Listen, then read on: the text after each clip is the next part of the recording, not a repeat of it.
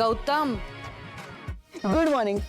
Mid morning झाली आता. तुझा दादा ऑफिसला गेला सुद्धा. अशा वाईट सवय मला नाही आहेत. मग लावून घे आता. हं? एकतर सकाळी उशिरा उठलास आणि आता फ्रेश होऊन तंगड्या वर करून झोपलास. नको रे. घे. तुतलेस का हात? हां, खाणेडा. देव करो आणि माझ्या आईच्या लाडक्या मोठ्या मुलाला बुद्धी मिळो. हो. काय रे असं बोलतोस? शहाणा मुलगा आहे तो. आई तोच तर माझा प्रॉब्लेम आहे ना. माझं कंपॅरिझन चुकीच्या माणसाशी होतंय. काही कोणी कंपॅरिझन करत नाही आगाऊ कुठला. कसला शहाणा ग.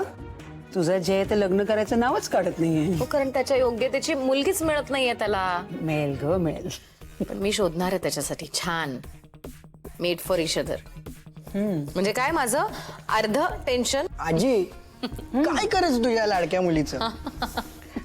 दादाचा मुलींची 36चा आकडा आहे आणि तुझी ही गोडुली मुलगी त्याचं लग्न लावायला निघाली.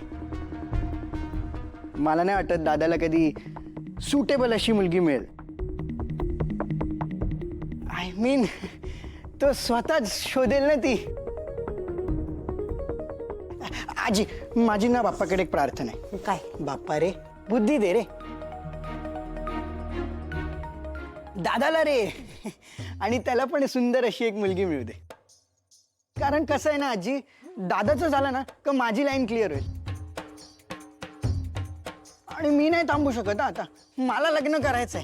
अरे गौतम, तू तर असं गुडघ्याला बाशिंग बांधून तयारच बसलायस.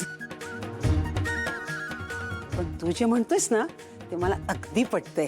असा तर पूर्णपणे विश्वास आहे. या जगामध्ये ना प्रत्येकासाठी कोणी ना कोणी बनलेलं आहेच.